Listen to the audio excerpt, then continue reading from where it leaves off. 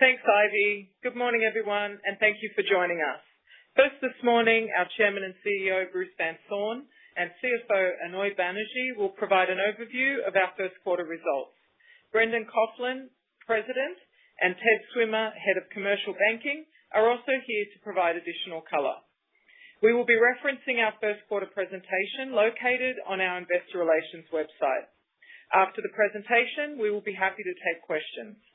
Our comments today will include forward-looking statements which are subject to risks and uncertainties that may cause our results to differ materially from expectations. These are outlined for your review in the presentation.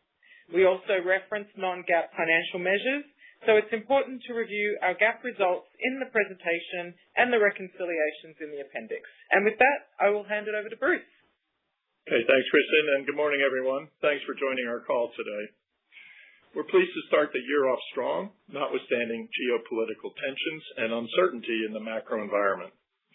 We delivered good financial performance in a seasonally soft quarter with year-over-year EPS growth of 47%, positive operating leverage of 7%, and NIM expansion of 24 basis points. Our balance sheet position continues to be robust, with CET1 at 10.5% and our allowance for loan losses at 1.52%. Credit trends continue to be favorable across our portfolios, and we continue our loan mix shift towards deeper relationships with lower credit risk. Execution on our strategic initiatives continues to track well. The private bank and wealth business showed further growth in customers, balance sheet, and profitability, now accounting for roughly 10% of our pre-tax income while delivering an ROE in excess of 25%. During the quarter, we opened 3 more PBOs, bringing the total to 9. Reimagine the Bank is off to a solid start, and we reaffirm our $450 million P&L target by the end of 2028. We estimate about $100 million in 2026 exit run rate benefits at this point. Our positioning with private capital continues to be excellent. We anticipate a strong year for private equity sponsor activity, which should provide balance sheet and fee opportunities for us. We've reviewed all of our lending to private credit vehicles at a granular level, and we feel good about our credit exposure. The New York City Metro Initiative also continues to show further progress. We are growing across retail, small business, and middle market. We're in the process of analyzing Citizens' existing branch footprint for net new investment and optimization, with New York City likely to see growth in branches in coming years. We should have more details to share with you on this mid-year. We're also focused on an initiative we call One Citizens, which is systematically finding ways to work across the enterprise to deliver valuable solutions to our customers. Now that we have stood up the private bank and continued the build-out of our corporate bank, we have the capacity to provide both personal and corporate services to successful business owners, investors, and entrepreneurs. We will report more on this as the year progresses, but we're already gaining real traction. As we look ahead to the second quarter and the full year, we remain cautiously optimistic that we'll be able to navigate through external challenges and still deliver the strong results we projected coming into this year. So far, markets have behaved rationally despite the war, with equity markets holding in and credit spreads only slightly wider. We intend to stay on our investment plan for the year unless the macro takes a meaningful turn for the worse. We're pleased with the regulatory changes we see coming from Washington, D.C., and we look forward to the upcoming CCAR stress test results, which we're hopeful will give a more accurate result for citizens than what we've seen in the past. So to sum up, a good start, well-positioned with a great strategy and a great team, and optimistic for a strong 2026. With that, I'll turn it over to Aunoy for the financial details. Aunoy? Thanks, Bruce. Good morning, everyone. As Bruce mentioned, Citizens has started the year well. Referencing slides 3 and 4, we delivered EPS of $1.13 for the first quarter, with ROTCE of 12.2%. Results were paced by strong NII, reflecting both continued net interest margin expansion and solid loan growth. We also delivered our best ever first quarter fee result, led by strong performance in our commercial bank. The solid revenue performance and expense discipline drove more than 700 basis points of positive operating leverage year-over-year. Notwithstanding continued investment in the private bank and our other strategic priorities, along with ramping up our Reimagine the Bank program. The private bank continued to grow its profitability, contributing 11 cents to EPS, up from 10 cents in the prior quarter, as the business delivered another very strong quarter of deposit growth. Now let me walk through the first quarter results in more detail, starting with net interest income on slide 5. Net interest income was up 1.6% linked quarter, driven by the benefit of an expanded net interest margin and higher interest earning assets, including strong loan growth, which more than offset the day count impact of about $22 million. As you see from the NIM walk at the bottom of the slide, our margin improved 7 basis points to 3.14%, driven primarily by the benefits of the reduced drag from terminated swaps and non-core runoff, with a 5 basis point of combined impact, the fixed rate asset repricing benefit of 1 basis point, and lastly, the net impact of 1 basis point related to improved funding cost and mix, largely offset by lower asset yields. We continue to do a good job optimizing deposits in a competitive environment. Our interest-bearing deposit costs were down 16 basis points, and total deposit costs were down 12 basis points. The cumulative interest-bearing deposit beta improved to 50% as we benefited from the repricing after the last rate cut. Even with the Fed now expected to hold steady in 26, we are still projecting a high 40s beta for the cycle. Moving to slide 6. Non-interest income is up 11% year-over-year, but down 2% linked quarter. As I mentioned, this was our strongest first quarter fee result ever, notwithstanding heightened geopolitical tensions and an increase in market volatility. Capital markets performance demonstrated the strength and diversity of the franchise, with fees up 34% year-over-year and down 4% compared with the strong fourth quarter. M&A delivered a good result in the quarter, with our pipeline is strong and continues to build. Bond underwriting was up nicely from the prior quarter. Our equity underwriting performance was stable linked quarter and up significantly year-over-year. Loan syndications were lower given the market volatility. We continue to maintain strong market share, ranking 4th in the middle market sponsors book runner deals by volume. This is for both the first quarter and over the last 12 months. Our deal pipelines across M&A, debt, and equity capital markets continue to build, notwithstanding the unsettled environment. Our global markets business was up $10 million linked quarter, with increased client hedging activity in interest rate products and energy-related commodities. Our wealth business continues to build, with progress in the private bank and strength in our retail network. Wealth fees are up 2% linked quarter and 23% year-over-year. These results reflect higher advisory fees with continued positive momentum in fee-based AUM growth year-over-year. The first quarter results reflect positive net inflows, partially offset by market impacts on AUM. Mortgage was down 19% linked quarter, given a lower MSR valuation, partially offset by slightly higher production and servicing fees. On slide 7, expenses were managed tightly, up 2.6% linked quarter, largely reflecting the usual seasonality in salaries and benefits, as well as about $6 million of implementation costs to ramp up the Reimagine the Bank program. On slide 8, average and period-end loans were up 1% linked quarter. We saw solid loan growth across each of the businesses. Commercial loans, excluding the private bank, were up 1% on a spot basis. This was driven by net new money originations and higher commercial line utilization. This was partially offset by CRE paydowns. We continue to reduce commercial banking CRE balances, which were down about 4% this quarter and 16% year-over-year. The private bank delivered good loan growth again this quarter, with period-end loans up about $600 million, driven by growth in multifamily and residential mortgage. Growth in retail loans ex non-core on a spot basis was about $300 million, led by real estate secured categories. This was offset by non-core auto portfolio runoff of roughly $500 million for the quarter.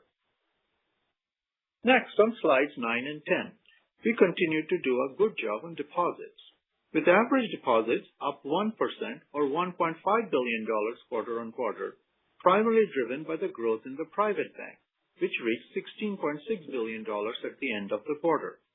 This was partially offset by seasonal impacts in commercial. Year over year, average balances are up $8.6 billion or 5%, reflecting combined growth in the private bank and commercial of $11.2 billion, partially offset by roughly $2 billion of reduction in higher cost treasury broker deposits.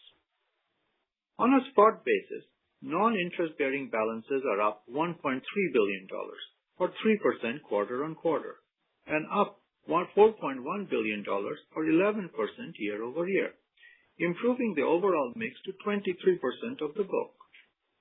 Our total non-interest-bearing and low-cost deposit mix was steady at 43%, and our consumer deposits are 64% of our total deposits. This compares to a peer average of about 56%. Moving to slide 11, credit continues to trend favorably, with net charge-offs coming in at 39 basis points, down from 43 basis points in the prior quarter.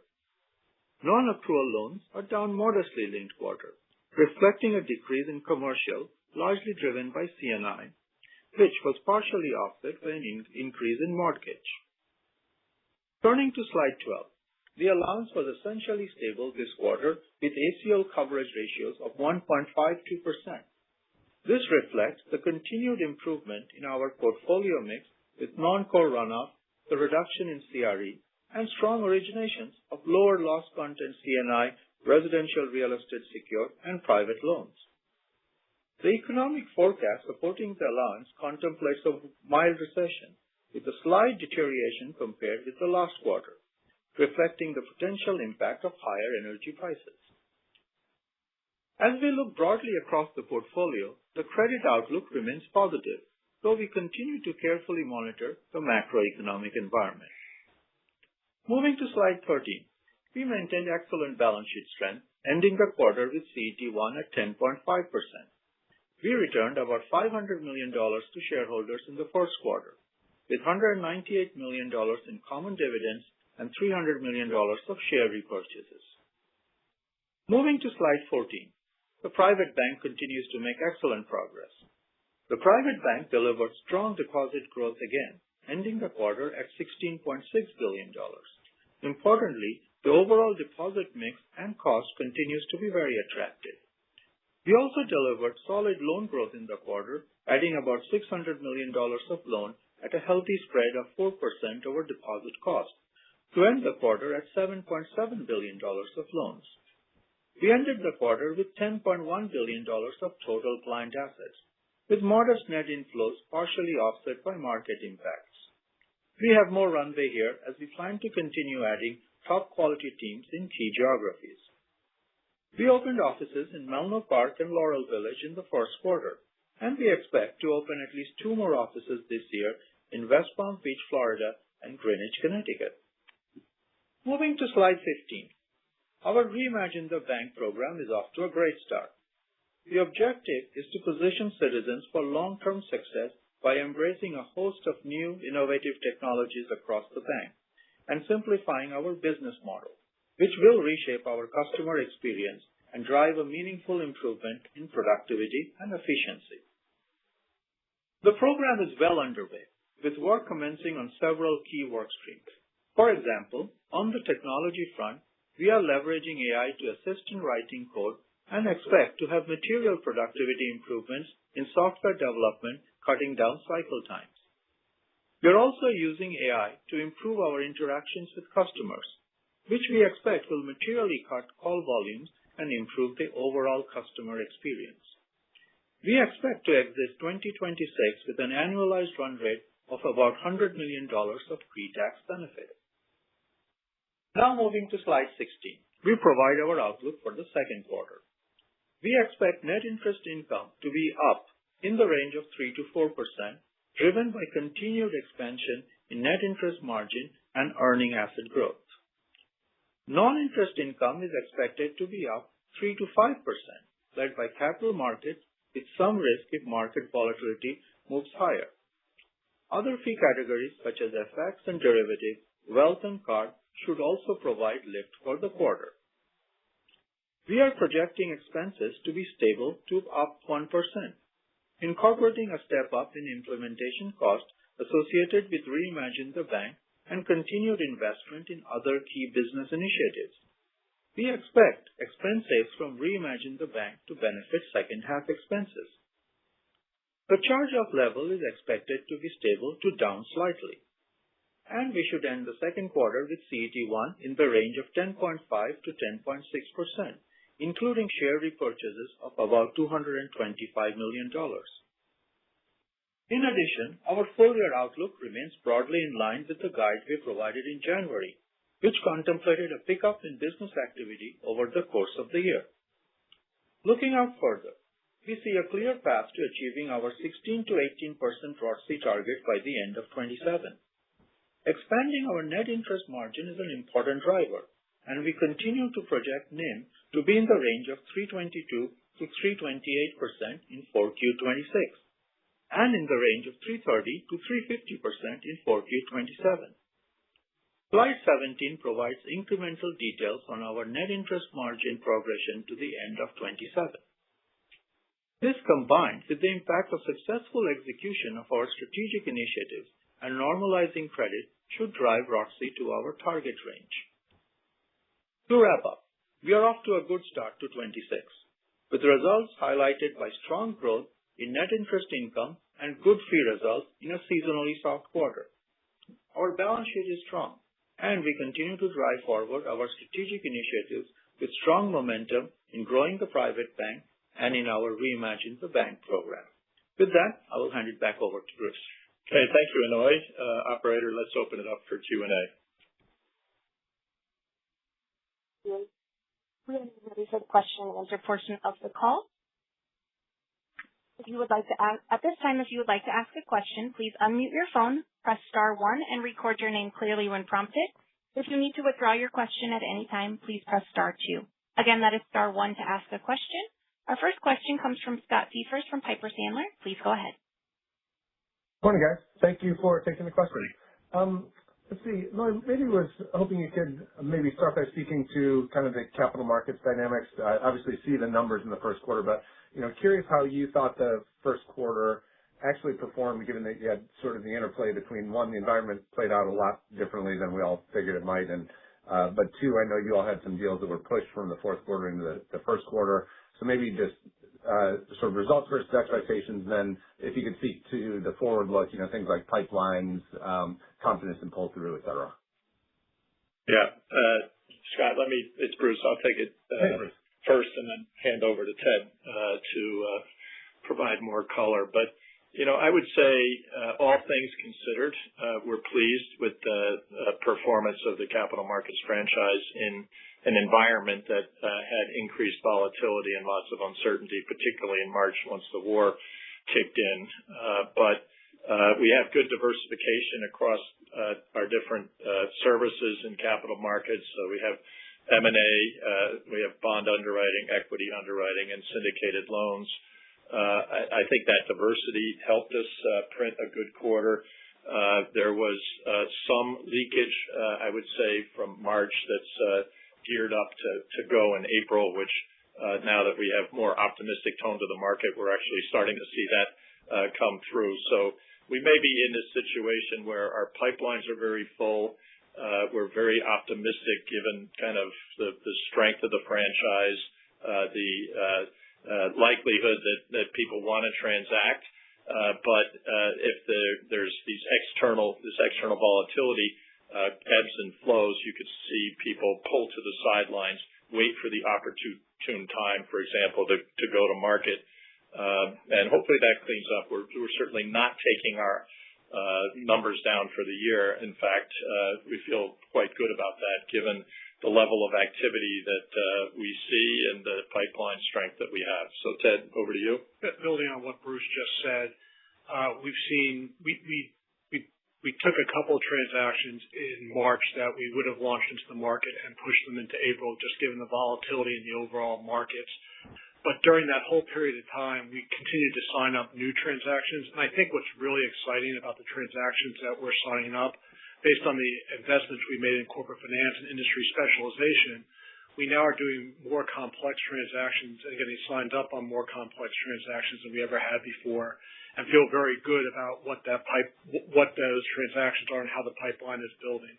And to what Bruce just said, the deals that got postponed in March, especially this week, we've seen them back into the market. We are launching several transactions and part of several transactions that were postponed in March that are getting very good reception now in April. So we continue to feel very optimistic about the pipeline, especially on the M&A side. And during this whole period of turmoil, we really actually saw a pickup in new mandates, especially on the M&A side of the business. Yeah, and I should just close by saying it was a record first quarter for us in capital markets fees. That shouldn't go unnoted. Yeah, totally agree. Okay, perfect. Thank you. That's very helpful. And then I was hoping you all would maybe speak to the private credit portfolio as well. I know there's a lot of good detail in the appendix. Just curious, sort of, not only for an update on credit quality dynamics, but also, given your build out of the team over many years, I know it's been a focus area, just sort of your appetite to continue to grow the portfolio given sort of certain current just sort of industry circumstances. Yeah, I'll start again and flip to Ted. But, I would say we've been very disciplined in terms of the kind of counterparties that we select. Usually they're often a private equity sponsor that's migrated to a broader kind of business model that picks up private credit, and they're moving to be more of an alternative asset manager. And so we've helped them grow and get into this business and provide leverage to many of those names. So client selection is always key, and then making sure we have the right structures in place so that we're structurally protected from any issues that could arise in the portfolios. And so we've gone through and looked at kind of our exposure and kind of the broad portfolio, looking at all the underlying factors, who has liquidity gates for retail investors, who's got software exposure. At the end of the day, feel very, very confident that we're structurally well protected from a credit loss standpoint. And I think even though this is in the headlines and there's concerns about private credit, the asset class, if you want to call it that, is here to stay. And they provide a certain amount of leverage and deal structures that exceeds what banks have historically been willing to play. And there's certainly a lot of institutional demand. Private credit managers are continuing to raise new money. So I think we'll just grow selectively with the market as we have in the past. But we don't see this turning around and being something that starts to shrink. It's just going to grow. And I think every player in the market will be more selective, and we'll continue to be selective. But we would expect this to be an area that we stay committed to. Ted? Just adding on to what Bruce said, in a number of conversations we've had with private credit since the noise has really started, we really haven't seen a decrease in appetite.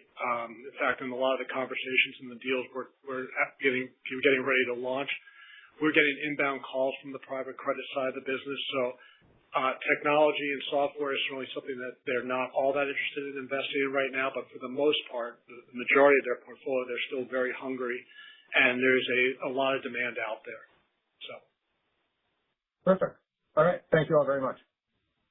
Okay. We'll go to the line of Manan Gosalia from Morgan Stanley. Please go ahead. Hi, good morning. Thanks. Maybe to start on NII, I know you broadly reiterated the guide for the year, including the NII guide and the exit NIM. But you have noted that Citizens skews slightly asset sensitive. In a scenario where rates stay higher for longer, we don't get any rate cuts until the end of the year. Where do you think the NII and NIM is trending, and what's the most likely outcome here? Yeah. So we feel really good about our ability to deliver the kind of NII and the NIM that we gave in the beginning of the year guide.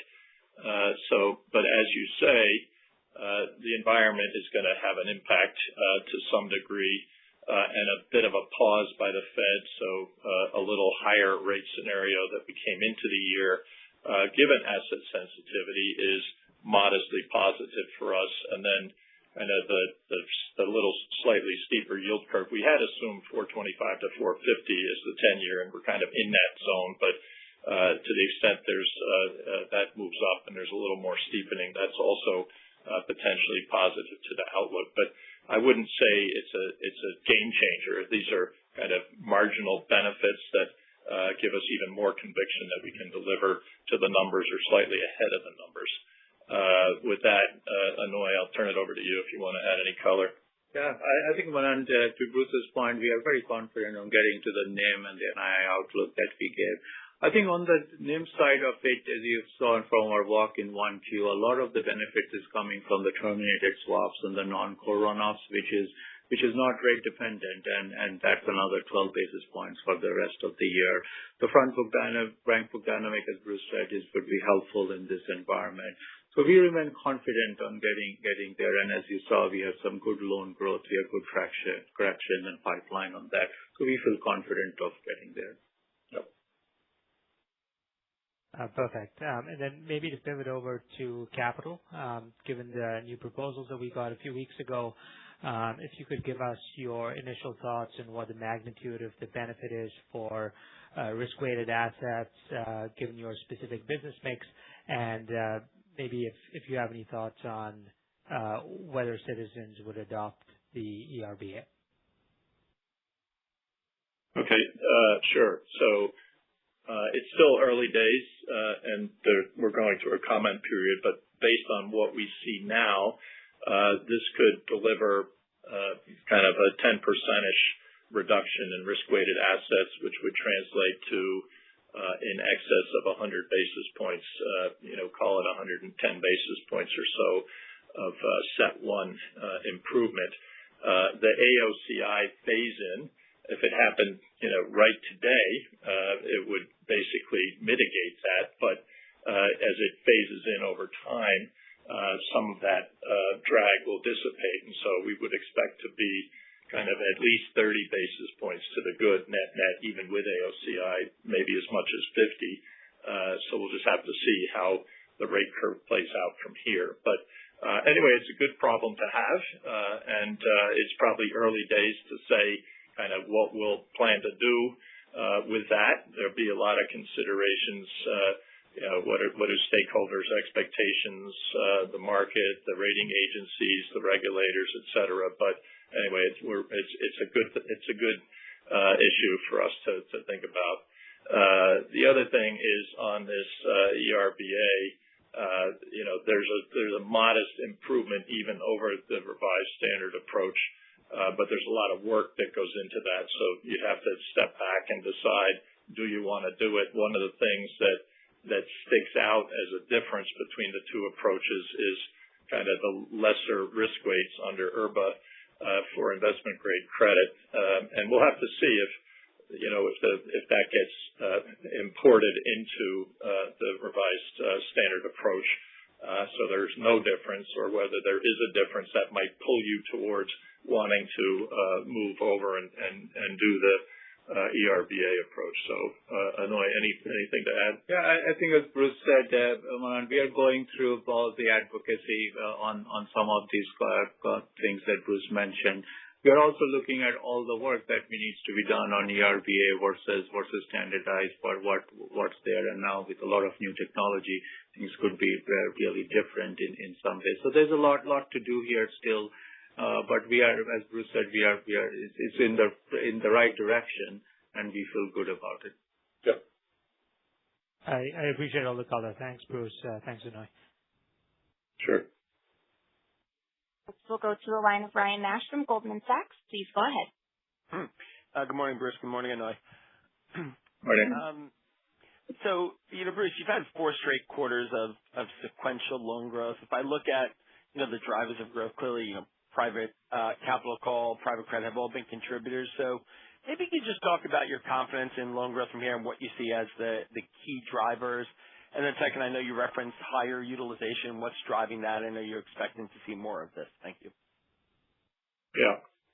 Yeah, I'd say that the really impressive thing, Ryan, is that we're getting the growth in each of the 3 main business areas. So, private bank being kind of that startup phase is growing their book nicely and consistently, and I think that leans a little bit more on the consumer side and multifamily side. That should continue. We had actually low line utilization with their client base, which should bounce back, and so we see private bank contributing. I think in commercial as well, we have the growth in MBFI, but also starting to see a little deal activity pick up across the corporate book, and we have our expansion markets, don't forget. So we're brought banking teams into Florida and California and beefed up our New York Metro team, so that's contributing a bit. And then in the consumer bank, we've been kind of a rock star in HELOCs and also consistent growth in mortgage. So it's nice to see it's pretty broad-based. And then some of the drags of the things that we've had in the past, such as kind of the rundown of non-core, some of the commercial BSO of thin relationship exits, and things like that, the CRE kind of getting back to par where we want to be on commercial CRE after the Investors acquisition. All that is starting to abate a little bit, which allows the inherent growth to shine through. I think I'll ask maybe go to Brendan first for some color on consumer and private bank, and then Ted, I'll ask you for some color on commercial.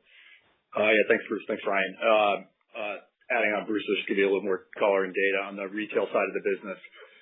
We're up about 4% year on year on core loans, heavily driven by HELOC and mortgage. As Bruce mentioned, you just got the league tables in from 2025. We're the number 1 originator in the United States in home equity lending with an incredibly strong risk profile, low LTVs, strong FICO scores, all depository relationship customers. So we're very proud about that, and we expect that to continue. Mortgage originations in this rate environment has obviously been challenged, but prepay speeds have slowed too, so we're seeing net positive growth in mortgage and the balance sheet rotating into higher relationship-based lending fueled by the private bank and the retail bank.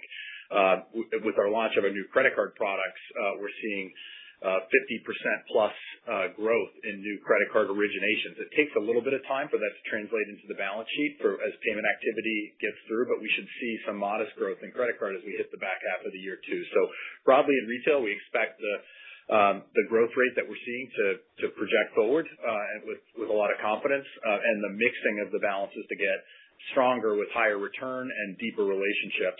The private banking side, we've generally been in the range of about $1 billion in net growth each quarter. We were a little bit lighter than that this quarter with some lower utilization rates on the private equity side, but we view that to be temporal, and the underlying originations activity is quite strong. We're very confident we'll end the year in the range that we gave of 11 to 13 billion, which projects back to about that billion in net growth per quarter returning in the private bank. So both retail and private banking I would just broadly describe as continued steady momentum with what you've seen over the last few quarters. Ted?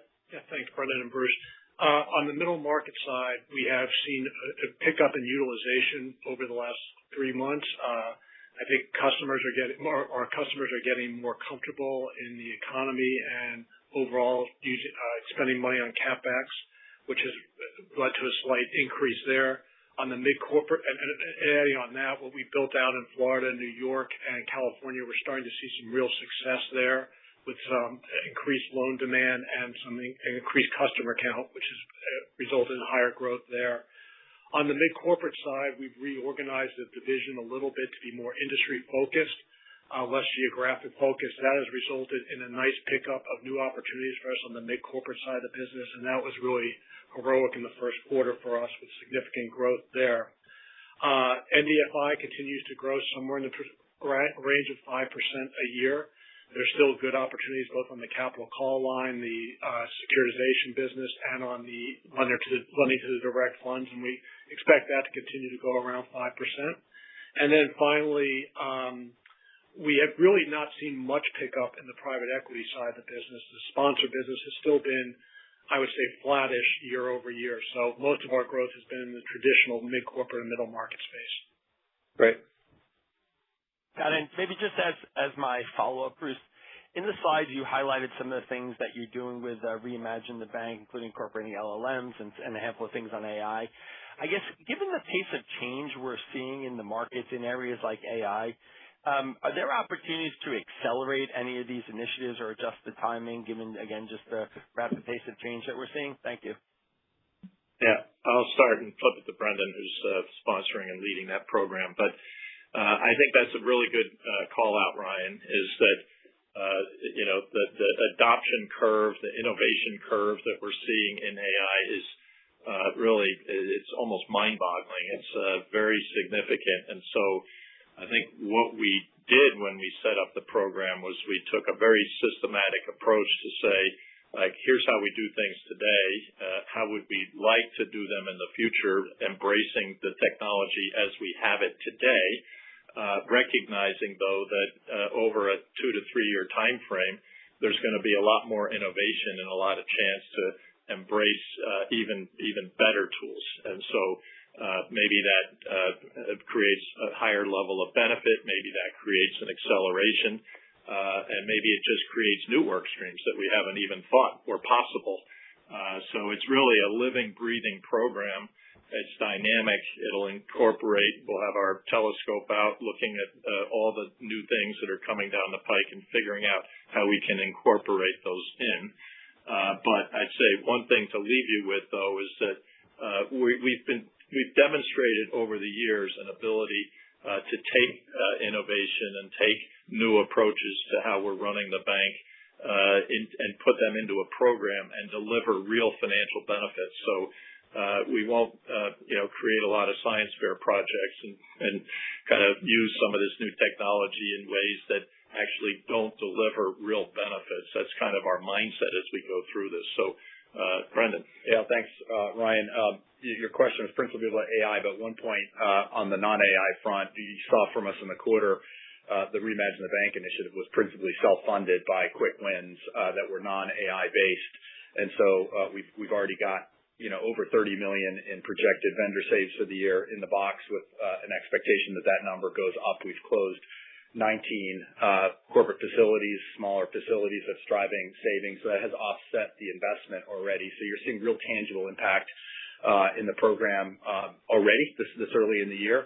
On the AI front, I'd say two things. One is you're right to point out the risk of speed of execution. Also is the speed of obsolescence. So as we put these in place, the idea that the best answer could be different in a quarter is very much front of our mind. So we're architecting all the things that we're building to be even more nimble than you might expect from a tech standpoint in the past. So as new models come up, we can easily plug and play and make sure we're taking advantage of the latest and greatest. So that's very much front of our mind. We very much have real AI use cases in market today. So in the call center, as an example, we've told you we expect to get 50% of the calls out by the end of the period. It's already in pilot. In fact, we expect inside of this calendar year, by the end of the year, we should have 25% of our calls answered by non-humans, with the expectation that will ramp in 27 to 50%. That really should hit in the summer and into the early fall. So this is very real. This isn't a backloaded program all coming in 2028. In the tech space, as an example, we've deployed Claude to our engineers. We're already seeing a very material productivity improvement and leverage we're getting on our capital investment and deployment, ranging from 30% improvement in productivity. That in some tests we've done, it's been a 5 to 10 times improvement in productivity. So now we're working on scaling it and engineering it for real scale. So we are moving very, very fast. We're keeping up with the pace, and it's live and in production, and our confidence is building. Awesome. Thanks for all the color. Thanks. So go to Erika Najarian from UBS. Please go ahead. Hi, good morning. Just a few follow-up questions for me, please. So given everything that you've said about a record first quarter in cap markets and very full pipelines, picking up new mandates, while some of these deals were pushed into closing in the second quarter or launching in the second quarter, it sounds like we should still subscribe to the 6 to 8% fee outlook growth for 26. Yeah, we're not coming off any of those ranges in the full year guide at this point, Erica. Perfect. And then my follow-up question is, thank you for the expansive answer on NIM and NII relative to the current forward curve. I guess this is a two-part question. First is, I think Aunoy talked about the non-interest-bearing growth in a seasonally tough quarter for that, maybe where that non-interest-bearing growth is coming from. And to that end, if we do have a scenario where we have no rate cuts, can Citizens keep deposit costs stable in light of more robust growth from you guys on both the consumer and corporate? Yeah, Erica, it's Aunoy here. We were quite pleased with our deposit performance this quarter, and as we saw actually good non-interest-bearing deposit growth. Obviously, we have a couple of strategic initiatives. One is being the private bank, where you saw the good DDA growth. The DDA percentage in the private bank is 30%. So we continue to see that coming. And as you saw the balance growth, we are seeing the DDAs grow along with it. So that's there. That's one thing that's really driving the DDA growth. But even as Brendan mentioned, even on the consumer side, there is a lot of growth that we are seeing in the low cost and DDA as we really build the relationships with our clients. So we are seeing a lot of good traction there. And to your second question about where we go deposits from here, obviously deposit volume is going to depend on the overall economy, how the GDP goes, how the loan formation goes in the economy. But with some of the strategic initiatives, we believe that we can maintain in the comparative range about where deposits are going to go from here. And as you saw, our deposit betas are at 50% this quarter, and we expect it to be in the high 40s, which is in line with the competition. With that, maybe, Brendan, I'll pass it on to you to see if you have any comments. I'll add a little color on each consumer and private, but out of the $118 billion or so of deposits that sit in the consumer bank, 52% of them are what we call low cost, which is either DDA or checking with interest. And in the retail bank, checking with interest is sort of a sub 10 basis point type of cost. So for all intents and purposes, it's very similar to DDA.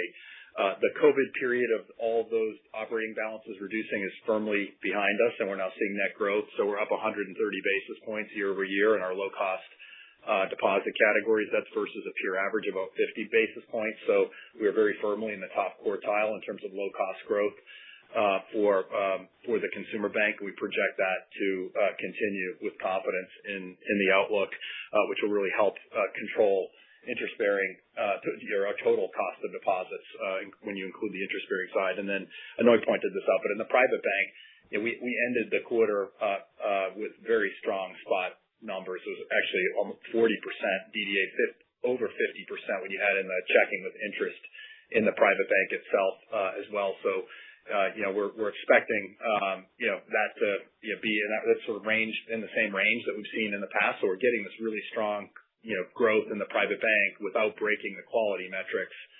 And this far in, that's a real positive to see. And broadly, we expect that to continue looking forward. Thank you so much. We'll go to the line of Don Pancari from Evercore ISI. Please go ahead. Morning. Hey. Just on the private bank side, I just wanted to see if you can give us just a bit more color in terms of, what are you seeing in terms of the mix of loan growth? How much momentum are you seeing in the mortgage side versus the commercial capital call type of loan generation? And then if you could maybe give us a breakout of like where new money yields are that you're bringing on loans in the private bank, maybe on the mortgage side as well as on the other type of lending capital calls included. Yeah, on the loan side, it has, the longer-term trend line has been pretty evenly mixed between mortgage, multifamily commercial real estate, and private equity capital call lines. The utilization rates this quarter on the PE lines were down a little bit, so it's sort of artificially suppressed. So the linked quarter growth was more driven by mortgage and multifamily CRE, which is pretty evenly split between those categories. Both of those asset classes where we use the balance sheet comes with deep relationship-based banking, and so the net returns on the customers are actually quite high. When you look at our overall loan yields versus our deposit costs, we remain in the range of north of 425 basis points of net spread between our loan yields and our deposit costs, and that has been consistent since we launched. And so the growth that we're seeing is actually deep relationship based, but even just asset yields minus deposit costs, it's net accretive to our NIM position. So the return profile of the business overall remains in the mid-20s because of that, with high profitability on the balance sheet, and we see nothing that will take us off that trajectory. Got it. Thanks, Brendan. And then on the capital front, Bruce, maybe if you could kind of talk about your capital allocation priorities, from organic versus buyback, and then maybe on the M&A interest side. I know you've been historically uninterested in whole bank M&A. Just curious if that's changed for any reason at this point. Thanks. Yeah, thanks. I would say the capital kind of priorities are really unchanged. They've been stable. So we always look to make sure that we have a good dividend on the stock and that we can raise our dividend as earnings grow, which will be an objective for this year.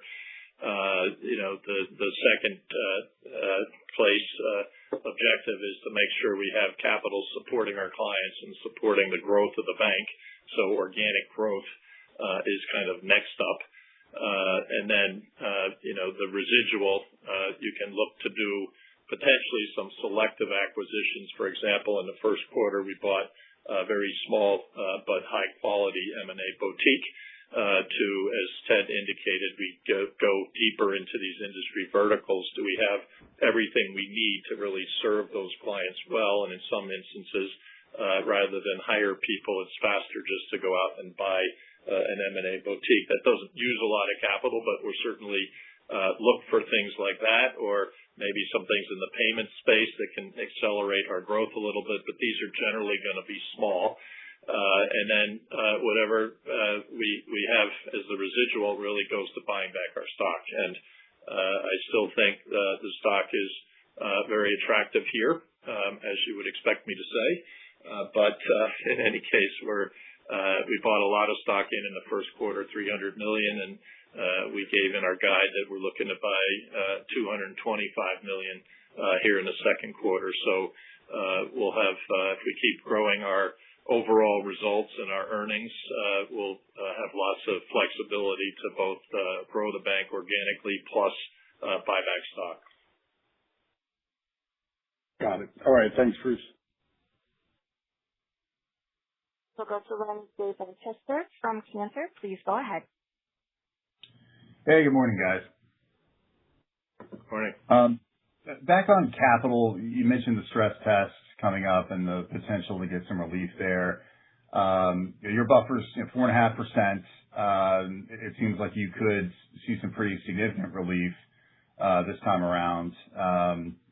And if you do, does that at all come into play with how you think about the 10.5% level for CET1, especially in the context of seeing some other larger banks moving their CET1 ratios lower recently? Thanks. Yeah. So what I would say on that is that we've managed the capital kind of where we think it's appropriate given the environment and stakeholder expectations. And so we've been at the high side of our range of 10 to 10.5 or slightly over the 10.5 for the last several quarters. The SCB has not really been a binding constraint. And I've said in the past, it's to me more of a scarlet letter. I can't believe that we're getting that high of an SCB, which is completely outsized relative to peers. I do think that the Fed is now kind of taking a hard look at, why are there some of these inaccuracies that take place. And so we'll see. The models aren't really going into this round, but there's other things that I think the progression coming out of where we were in 23 to the strong balance sheet and jump-off point we have today, higher revenue levels, and then the scenario was particularly severe in the last cycle that is better this cycle. So we would expect to see the notional equivalent SCB, even though it won't go into effect. We would expect to see that hopefully quite a bit lower and more in line with peers even before we see some of the model changes. Like the model changes of not picking up this benefit of swaps was really a big miss. But even without fixing things like that, I think we'll see improvement. So I would say we'll wait and see like how the environment shapes up. Right now we're in a war with a lot of uncertainty. And profitability is still increasing. So I think carrying a little extra capital through the course of 2026 makes sense. But certainly there'll be opportunities to reassess that if we get a positive outcome to the war and the market conditions improve and we continue to deliver higher level of earnings. It might be possible to start to ratchet that down, but probably that would be a 27 event and not something that you'd see us do in 26. Yeah. Okay. Thank you for that. And then just switching to the private bank, you had some great deposit growth this quarter, and you mentioned some of the spread details on that incremental business, which it sounded great for the 400 to 425 spread. Was just curious what the rough cost of those deposits were in terms of the growth coming in this quarter. And if you could just give an update on the talent pipeline in that business, that'd be great. Thanks. Yeah. The deposit cost, looking at Anoy to catch right, it's 220-ish basis points is the total deposit cost when you blend in the interest-bearing plus non-interest. Check me on that. Yeah. So it's going to be somewhere. It's going to be lower than our commercial deposit funding costs, but higher than pure retail. Right. Is one way to think about that. And remember the interest-bearing side is mostly still front book. So you've got a heavy piece of DDA, and then the interest-bearing side is front book. So the portfolio is somewhat barbelled. Over time, we can smooth that out as the business builds. Yeah. And the other thing that I would say is, we had opened 3 PBO offices this quarter, and we have 2 more geared up, one this quarter and one later in the year. That'll bring us up. I think we're at 9. That brings us to 11 by the end of the year. So that's an important part of the deposit gathering strategy to have an ability to go out to successful people and walk into, we call them two-legged customers, in addition to some of the corporate relationships that we have. And we get billboard value from having those new locations opened. I would say over the next 3-4 years, we could see that PBO count get up to 25 to 30. If you recall, I think First Republic had maybe 80. I don't think we're going to go near there, but I think we can get into the key markets and kind of have 25 to 30, which will also kind of keep that deposit machine cranking along. In terms of talent, the main needs, we've taken the business from about 150 people at launch up to close to 600 today, including all the dedicated support people. I think the plan for this year is to kind of continue to build out Florida is one of the things on the PB side, but then continue with the wealth lift outs. And so we have a pretty good pipeline on private wealth lift outs. None of them hit in the first quarter. We hopefully will catch up here where we want to be in the second quarter, but that's also a real focal point to make sure that we have the wealth professionals co-located with our private bankers so we can deliver kind of total solutions to the customer. Only thing I would add is our talent pipeline is really robust, and attracting talent to this platform has not been a problem. We, over the course of the last 2 years, held ourselves back candidly a little bit for two reasons. One is our commitment to the market to deliver the profitability and the results we committed, and then just making sure the platform is ready. We had a lot of investment we had to make to connect all of our products and deliver the service. Our NPS has gone up from a 70 to a 76, and growth is obviously really strong, and we're feeling good about the foundation of the platform. So we're starting to think about how we play some more offense on bringing talent in selectively. We want to maintain a really high bar. That's really important to us, both on the wealth side and the banking side. We're searching for A talent and A talent only, and so that's what we're bringing in. I would have said A+, but okay, I'll give you the rounding to A+. On the deposit side, I would just add that we are also bringing good quality deposits. The lendability of the deposits are good. So that we can use it in the broader franchise. So just want to make sure that. Yep. Good point. Okay. It's a ton of great detail, guys. Appreciate it.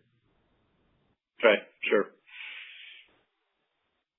To the line of Ibrahim Punawala from Bank of America. Please go ahead. Yeah, thank you. Just two quick follow-ups. Maybe, Bruce, in your prepared remarks, you talked about looking at New York branch strategy. I guess you plan to open more branches in New York. Just talk to us. Yeah. Is that more private banks related, or do you see an opportunity to just open more branches in New York, and just the size of kind of what you're thinking there?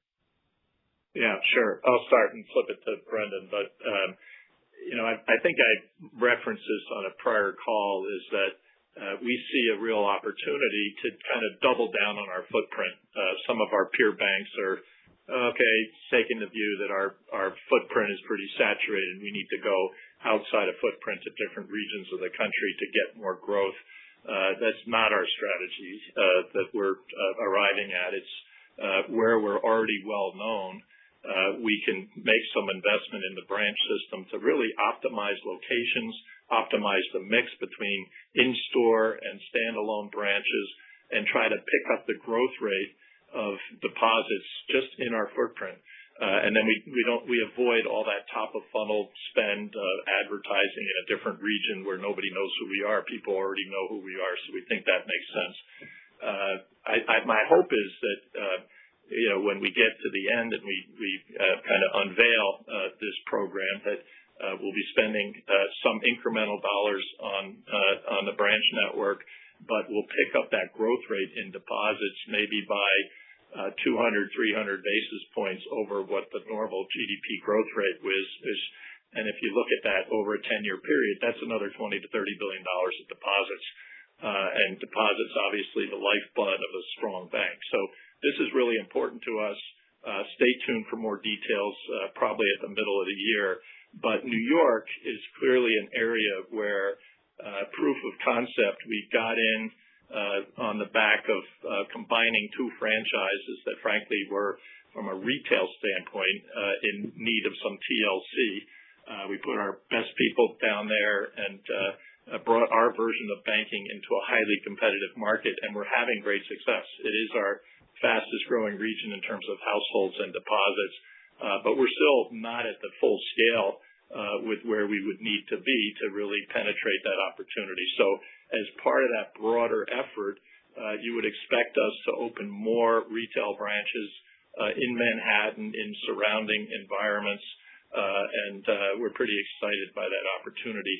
We probably will open another one or two PB locations in Manhattan, for example, but the focus here really is to optimize what we're going to do on the retail side. Brendan, anything to add? I guess a sign of an incredibly aligned leadership team. You took almost every word out of my mouth.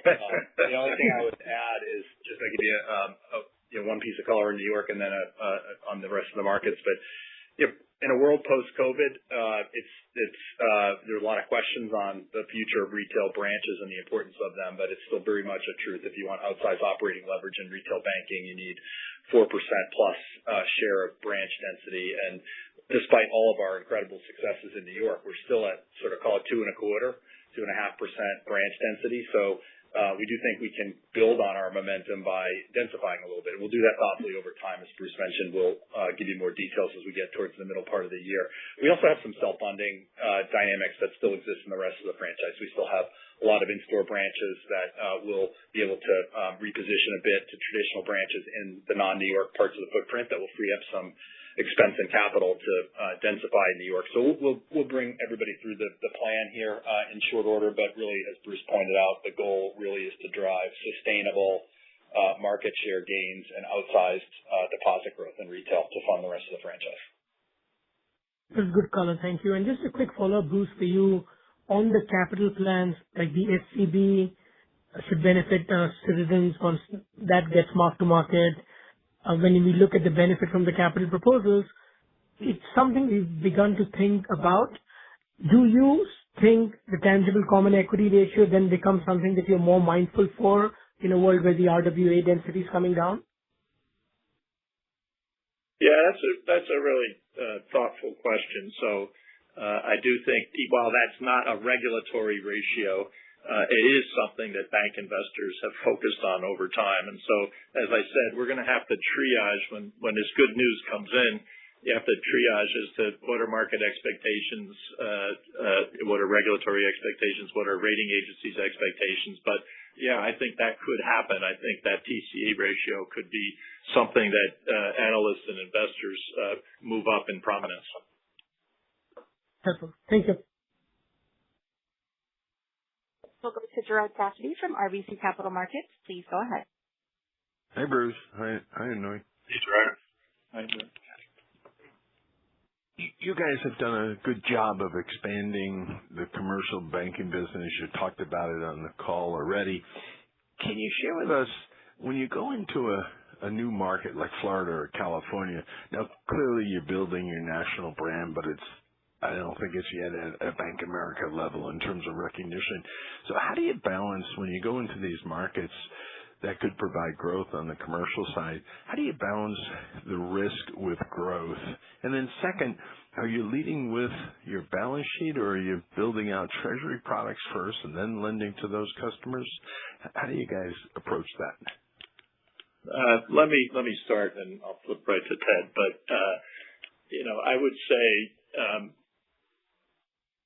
we have tried to lever an expanded presence in these new markets where we've brought a private banking operation or private wealth operations and then kind of magnify that by also bringing in kind of the corporate banking teams. And what we aspire to is to bring very experienced, high-quality bankers onto the platform who kind of have a growth ambition and who are good team players. And so one of the reasons that we're successful overall in the corporate bank is we work very collaboratively with a coverage banker who has product partners that they work together to come up with good ideas. We call it thought leadership, but at every touch point with the client, we're showing up. We understand your business. We want to get to know you. We have some ideas about how you can be more successful. And that really resonates with customers. So I think there's always room for market participants who do that well. So it's really a combination of the visibility of already being in the market. And now we have like 400 people in California, over 400 people. And that kind of works together to raise our visibility and our presence, and then staying committed to really high-quality people and staying committed to that one Citizens collaborative model where we can deliver solutions to the customer. Ted? Yeah, Bruce hit it. The one Citizens model that we've implemented throughout our bank has really gone to differentiate ourselves as we expand into these new regions. So to your question, Gerard, we don't necessarily lead with treasury, don't necessarily lead with credit. What we try to lead with is ideas to our customers, and where we differentiate ourselves is as we pick what customers we're going to attract, we really look at where do we differentiate ourselves versus our competitors. So is it an industry that we have a specialization in? Is it a sponsor or private equity group that we know better?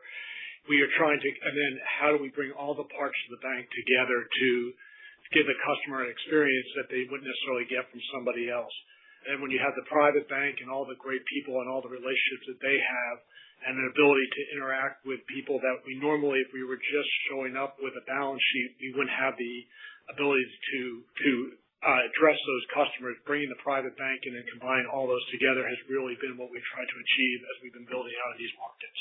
And I would say that, look, the kind of companies in the regions we're targeting or the industries we're targeting are very receptive to have a new player with a really strong approach, that they're not exactly some of the bigger players aren't covering themselves in glory when it comes to how they cover middle market and mid-corporate companies. And so it feels like we're pushing on an open door to some extent when we go into these markets. Very helpful. I appreciate it. And then pivoting over to AI, Brendan touched on it a moment ago. Bruce, and maybe it's for Brendan as well. When do you think we get to the point where you folks and your peers probably as well are able to go out and tell investors, we just spent X millions of dollars on AI, and this is the bottom line impact. Earnings per share improved 2%, or the ROTCE number went up 50 basis points because of the X millions of dollars we just spent on AI. Do you think we can ever get to something like that down the road, or is that just too optimistic? Yeah, I think it's going to be hard. It's going to be a very dynamic process, and there's a lot of cross currents that go through the P&L. I think we'll try to do that with Reimagine the Bank.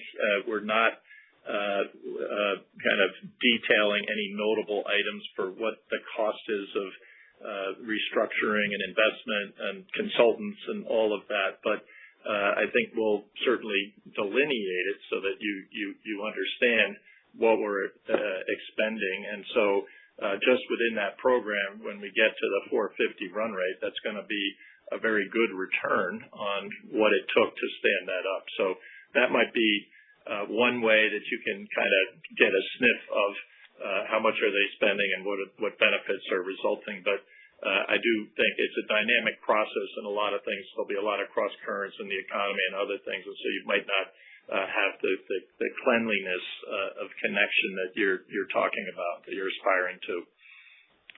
Appreciate that. Thank you, Bruce. Yep. We'll go to the line of Ken Usdin from Autonomous Research. Please go ahead. Thanks. Just one here on expenses. So the first quarter and then the second quarter guide kind of get us to that 4.5-ish, 5% year-over-year cost growth. I know a lot of the Reimagine the Bank benefit comes in the second half as well as some of the spending. So can you just help us just understand the cadence of expense growth as we kind of see that benefit and as you balance, performance related and investments against that as we move through the second half? And should we just be kind of thinking about that 4.5 overall guide that you gave us in January? Thanks. Yeah. Ken, so we're not coming off the 4.5, and there is a seasonal pattern of expense recognition that the first quarter has the FICA and associated payroll items that go with the bonus, paying the bonus. And then the second quarter tends to be where we would bring in people and after they get bonus. And so any net adds that we want to have, it's a big period for the net adds. So you overlay some Reimagine the Bank one-time costs in the first half of the year, you're going to kind of peak, I would say, in the upward pressures, and your merit happens in the second quarter, early second quarter. So you're kind of peaking in the first half of the year, and then wouldn't be as much net investment spending on ads in the second half of the year, and then some of the benefits coming in from Reimagine the Bank will flow through in the second half of the year. So you could actually see expenses start to dip a bit in the second half. So we'll obviously give you that guidance as we get to the second quarter. We'll tell you what we think in the third quarter, but just to preview it, we're still holding to the 4.5 for the year, and it's kind of the build is more front loaded and then kind of levels off or even declines a little. Yeah. And Ken, I would just add, we are pleased with the expense discipline that we had in the first quarter. Really, the growth quarter on quarter was all about the seasonality that Bruce mentioned. And as Brendan mentioned, we have good line of sight to some of the savings that are coming. So he mentioned the vendor saves as well as some of the property closures. And so we feel very good about some of the downtick that we will see and the benefit that's come there. And we have very disciplined returns objective on the private bank, et cetera. And I would just add, you should remember the 500 basis point of positive operating leverage for the year, and we delivered 700 basis point this quarter. So that still remains very much true for this. Yep. Perfect. Thank you, guys. Okay. We'll go to Chris McGratty from KBW. Please go ahead. Oh, great. Thanks. Bruce, you expressed confidence getting into the 16 to 18% range for the ROTCE by the end of next year. I guess, number one, what could make it perhaps a little sooner get into the range, and maybe the factors that might push it out a little bit? Yeah, I think it's hard to pull it forward a whole lot. We have some of the time-based benefits of those legacy swaps running off, which is a driver of kind of moving higher in NII and overall kind of revenue. But if we got into a kind of peace dividend from the resolution of the Iran war, and then there's a lot of activity and the capital markets, I think we're as well positioned as anyone, certainly amongst our peers, maybe better positioned to really capture that upside if that happens. So I think that's one driver that can maybe hope to get us there a little faster. And I'd say in the private bank, they're on a steady as she goes by design kind of trajectory. If we did start to see more revenues, maybe we could force feed a little more investment there. And we talked a little bit about the potential for pull forward of RTB benefits if some of the new technologies kick in. So there is a case to make that potentially in a perfect scenario, you could pull it in a little bit, but I'm not promising that. And I'm really just focused on making sure we hit that by kind of the end of 27. And then, I guess the converse is true too. If the kind of environment stays volatile and the war doesn't get resolved quickly and energy prices go up and the economy slows down a bit, there's possibilities that could extend a little bit. But a lot of this is actually baked in. So to get kind of from 12 to 15 is really these time-based benefits and some of the trajectory we see on the NIM. And then kind of getting all the way there is execution of kind of some of the rest of the initiatives, the normalization of credit costs back to the mid-30s. We had a 39 basis point this quarter. I think we're firmly on that trajectory again, absent something happening in the economy. And then we'll just continue to buy back our stock fairly aggressively as well. Perfect. Thank you. Sure. Final question will go to David Chiaverini from Jefferies. Please go ahead. Hi, thanks for taking the question. So I wanted to ask about loan pricing. Commercial loan growth has been increasing nicely across the industry. So I was curious about how loan spreads are holding up in a competitive environment. Yeah. Let me start, David, and then I'll pass it on to Ted. As you saw that we had a diversified loan growth and even in the commercial bank, we had in the mid-corporate space, we go a little bit on the subscription lines as well. So, and we expect as you think about the spreads, like it definitely came down as the rates came down, but we are well within the pack. And the one thing I would talk about loan growth is, and Ted mentioned this is not only just a credit relationship, it's a more holistic relationship. So we look at the returns of this loan on a holistic basis to think about what else are we getting, whether it's a deposit relationship, what are the other business activities, fees, et cetera, that we are getting. So there's a very disciplined process in Ted's business that we go through to ensure that we are just not looking at the spreads. Yeah. Maybe Ted, I'll start. Just to build on what Aunoy said, overall in the markets in the beginning of the first quarter, we saw more on the institutional side, and in the bond side, we saw some tightening in spreads that obviously widened back out with what's going on in March. As we get specific to Citizens, we look at the relationship holistically. So we try to figure out when we make a loan, what are their ancillary business? And this was all part of our BSO that we really completed through the end of last year. We now feel like we have a very good discipline in place that we do not stretch on loans where we do not get an overall suitable return for our customer. As such, we really haven't seen much of a decline in spreads the last quarter. Good. Thanks for that. Yeah, thanks for that. And then shifting over to private credit and NDFI, to what extent are you contemplating leaning in as other banks pull back, or are you comfortable with your existing exposure? Yeah, I would say it's Bruce, and I'll let Ted add color, but we've grown that, as I mentioned earlier, that book by in a very disciplined manner, call it 5% a year, being very selective about who we want to bank and the type of vehicles that we bank, and making sure we have the right structure. So I don't really see us veering off of that. That served us well to where we're positioned today, and I think that's the strategy that we'll have going forward, even if some people step back and there's opportunities to do more. We'll see, but our baseline assumption is that we kind of keep to that mid-single digits growth rate. Ted? Yeah, we're going to continue to support our customers.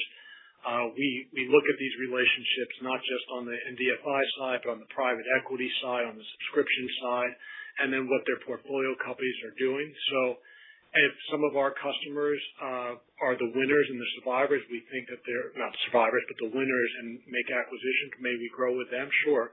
But we're not going to specifically grow NDFI. We're going to just continue to go with where our customers go. Very helpful. Thank you. Okay. All right. I think that gets to the end of the question queue. So really appreciate your interest in Citizens. Thanks for dialing in today. Have a great day. That concludes today's conference. Thank you for your participation, and you may now disconnect.